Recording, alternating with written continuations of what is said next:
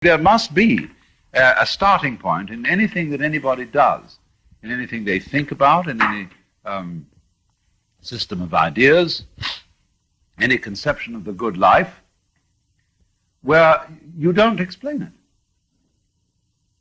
Because everybody knows what it is. And yet when you ask them about it, they don't. And you see, we get time and space. If you turn back on your starting point and say, I will not go anywhere, I will not proceed with my geometry, with my investigation, with my business plans, until I am quite sure of my starting point, you will never begin. Because you can go back into your starting point forever. And that manifests itself in people who, for example, have certain kinds of hypochondria. The starting point is their body. But they wonder, my goodness, ought I to go out? Would I catch cold? Would I get into an accident? Should I go to a foreign country? Would I get the great Siberian itch or the heebie-jeebies or the trots or whatever? And so always worrying about the starting point. See?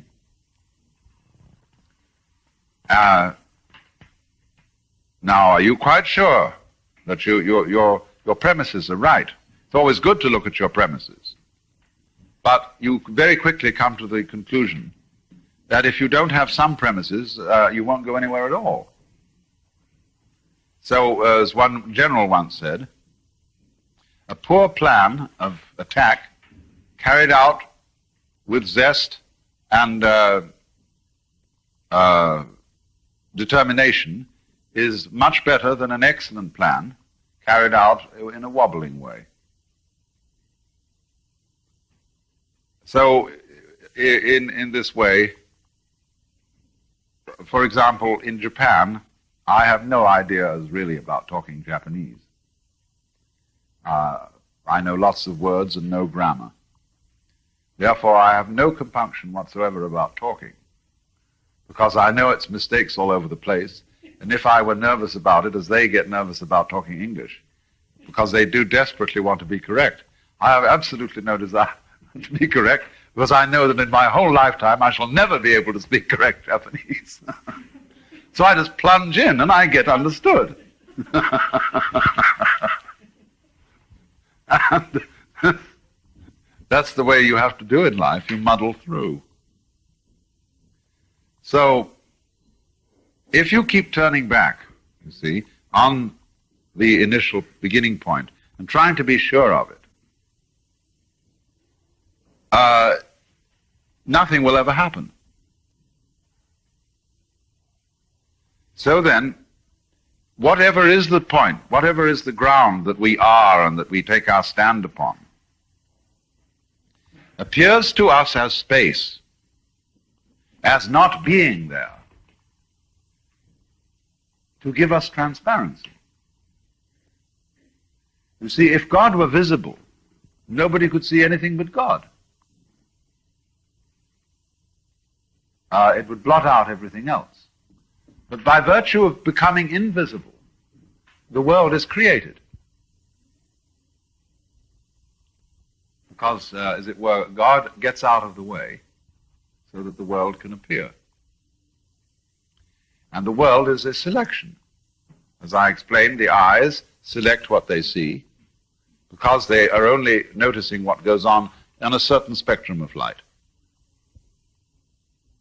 If you could change the eye spectrum altogether, you would see a different world of creatures. Flip, flip, flip. You could have the thing like a radio tuner and go on from performance to performance, all on different bands of a spectrum. To see them all at once, though, would be for our kind of intellect like taking your hands like this across the piano and going slam. You see, you just get this chaos of sound. So that their being realized objects in space is partly dependent upon our using an attentive and selective type of consciousness. You see, they're the same thing. If you have a selective consciousness, you have a selective world. So putting down the 5 fingers on the piano instead of the full flat arm selects a certain pattern of sound. And you can say it's a chord, it's a melody, and so on. So when the angels play their harps in heaven, they are selecting, they're the fingers of God selecting what kind of patterns are appearing in the world, you see. That's really what that image is about.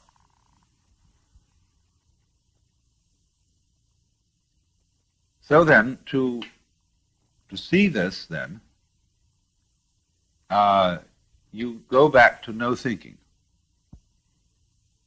The suspension of thought is, for modern man in particular, a tremendously important undertaking.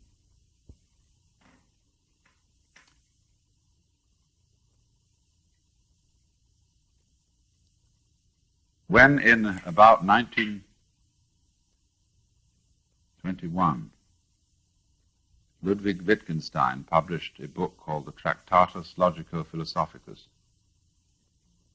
it was the end of Western philosophy.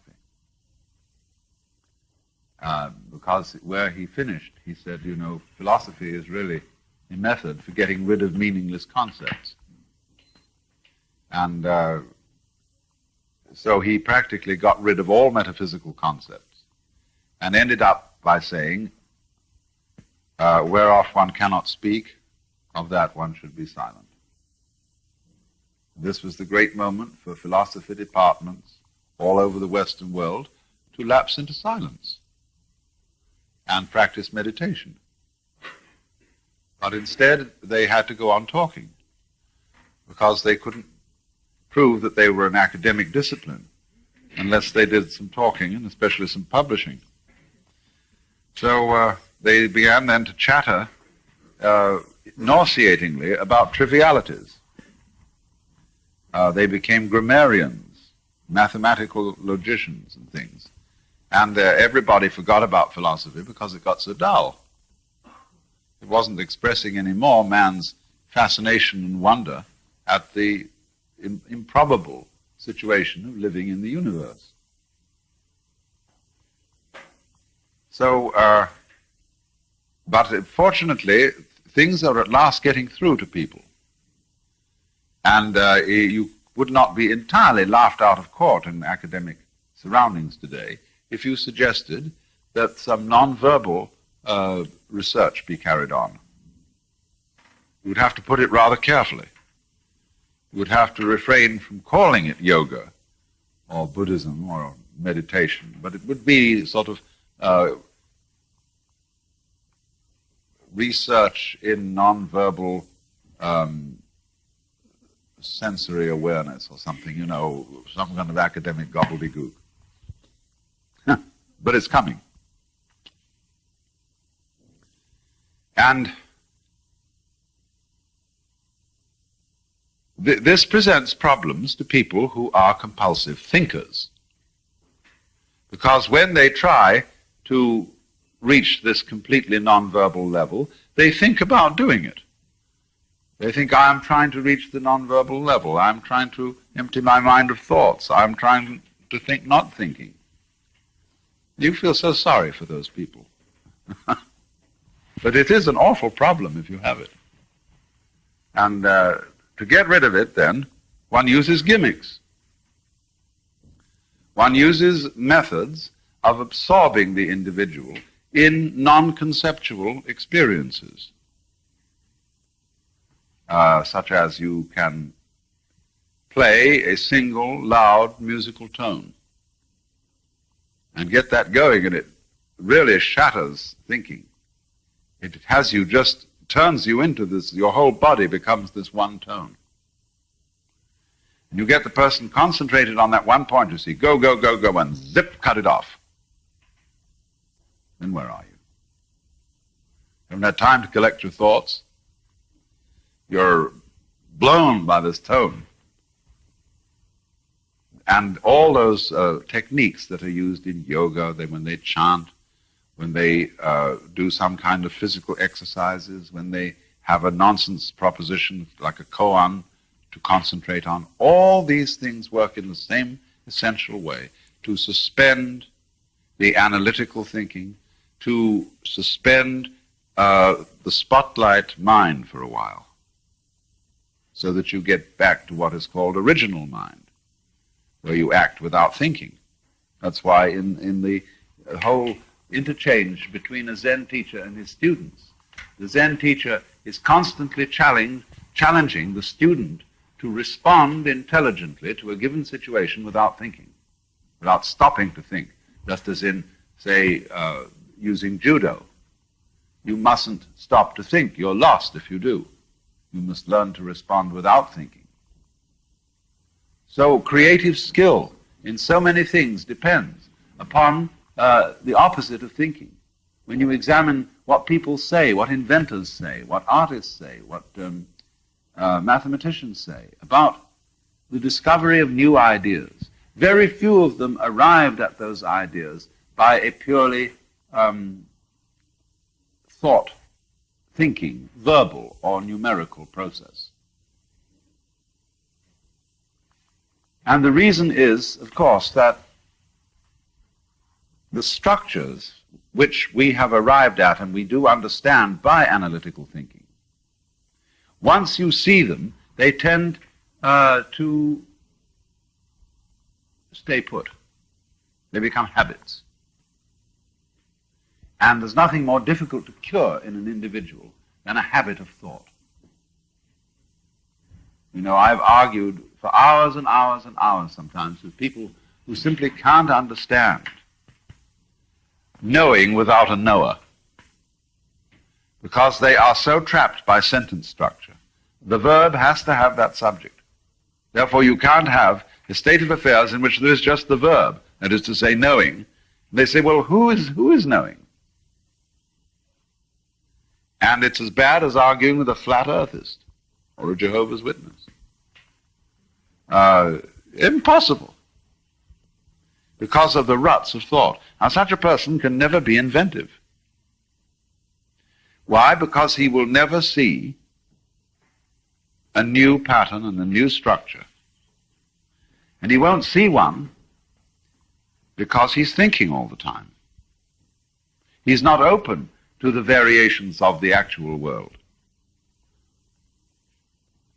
And so he can only see what he's been taught to see. That's why academic psychology is always in a position of bafflement about learning theory. Because if learning is a process of converting new experience into the terms of what you've already learned, you never really learn at all. It's like, according to kind of a narrow-minded aerodynamics, bees cannot fly. Well, there's no way of explaining the aerodynamics of that vibration, but it flies. And you often come up against this when an inventor has an idea and all his colleagues say to him, oh, don't be silly. You can't do that. It just wouldn't work. Well, he says, I've tried it and it does work. Or they say, come on.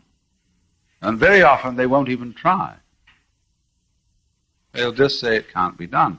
You can get a fantastic dogmatism in the scientific world.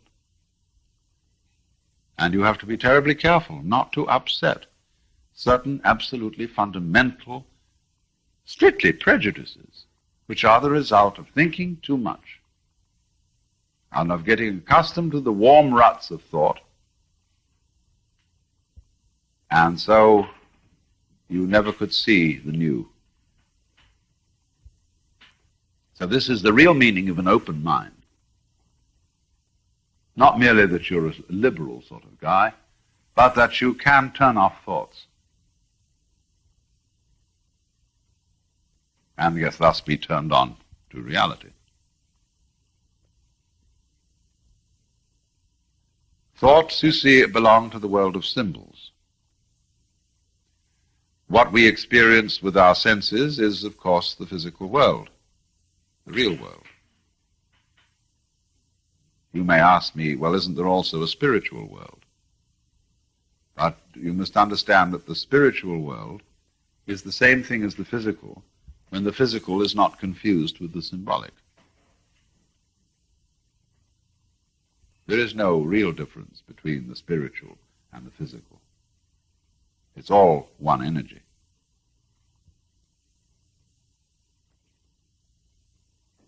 All in one space. Now, you see, though, the difficulty is that in saying something like it's all one energy, this is really the point. I mean, if you understand that this whole universe is one energy and you're it, you don't really have any much in the way of further problems. I mean, you have a few practical problems, like how to make a good table or a beautiful dress or whatever it is that you're after. But you don't have any more metaphysical problems when you see that. But a person who thinks a lot can't understand that at all.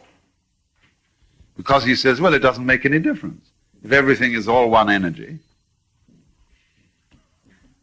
let's begin again. I mean, what have you said? Of course we haven't said anything. Logically, the statement is pure nonsense. Everything is one energy. So what? But that's only because the person who has received this communication has had it only as a thought.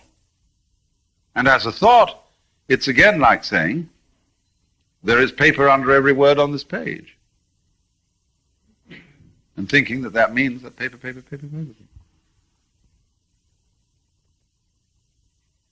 But when this is something that emerges from not thinking, and when you see that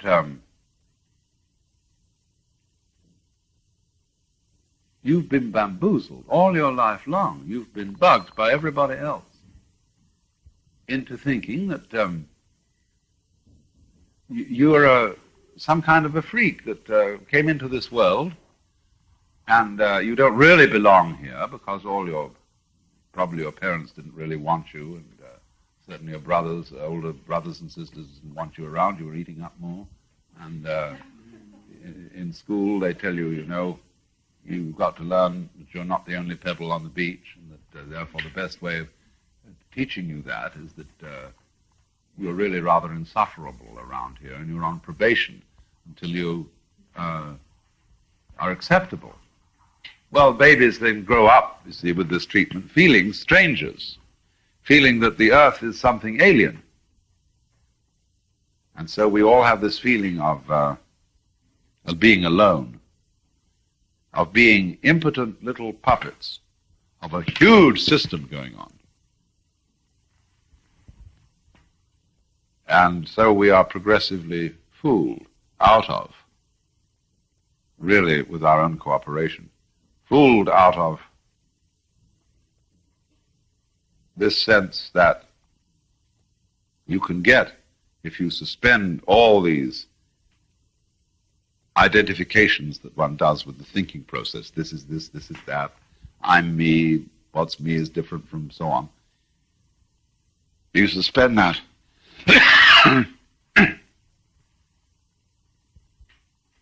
You see not simply that all those problems and all those definitions of who you are were unreal. There's something else. You see, there's the feeling beyond having dissipated the illusion of the sheer joy and delight of this one energy now is realizing itself as you. And how nice that it won't always be doing that, because that would get boring. It'll go boom, like this, you see, and it'll be a different situation altogether. You'll run into a brick wall, and boom, before you know where you are, you're going beep, beep, beep, beep, out of an eggshell. The whole thing is flipped, and you're doing on another track.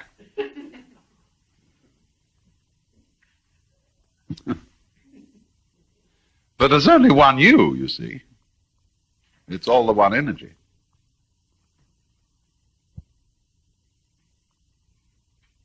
But this is, as I say, difficult to understand logically if you don't understand it experimentally. If you understand it experimentally, it's perfectly clear when somebody says everything is one energy. You say, of course.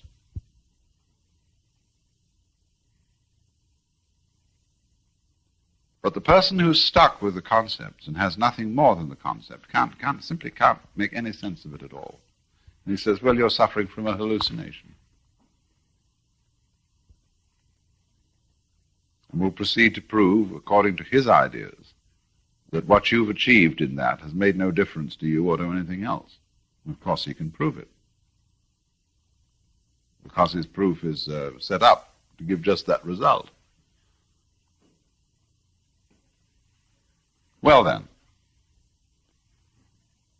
I got into that at some length, the question of no thinking, because of trying to point out how one must avoid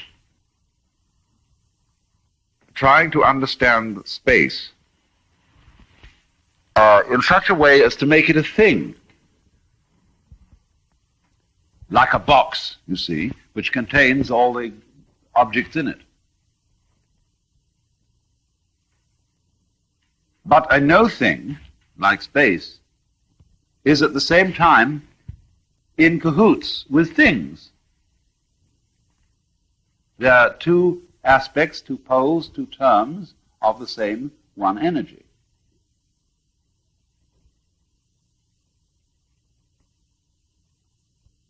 Don't make space at the same pole of the one energy as the things. It's the opposite pole.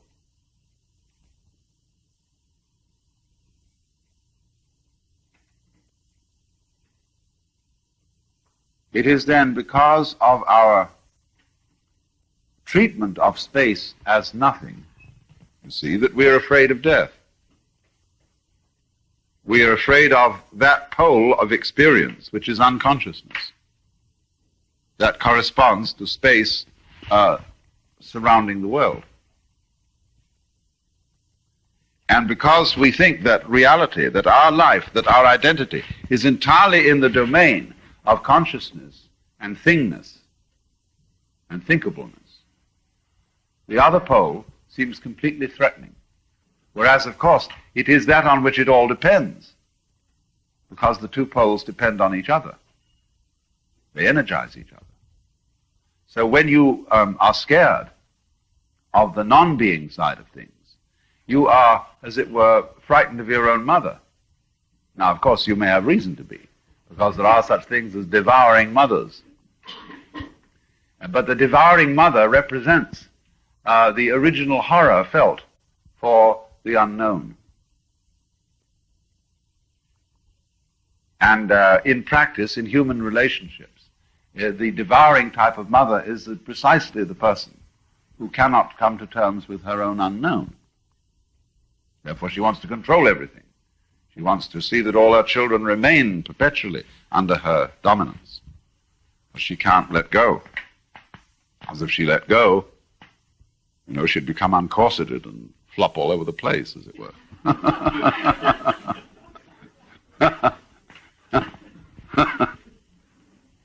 So,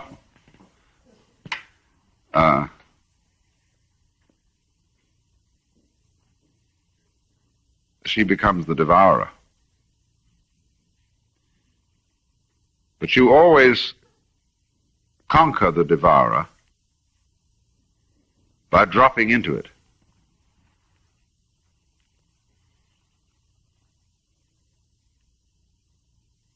By faith, in other words. Faith in the sense of trust. I don't mean belief, trust. Drop into space, and you float. See, this is only begins to be understood by rocket people as they get out there. And we're going to have, I don't know how the psychology of this is proceeding, but we're going to have an awful lot of people getting out in space and not wanting to come back. Because when you're in orbit and you float, very interesting sensation. And they have to follow very strict rules. That same way where you do with skin diving. When you get to a certain level of pressure, you start floating, and you feel no body weight. And you have to absolutely keep your will going. When the watch says a certain thing, up you go. Orders is orders, you see. Otherwise you drown in great delight and bliss. So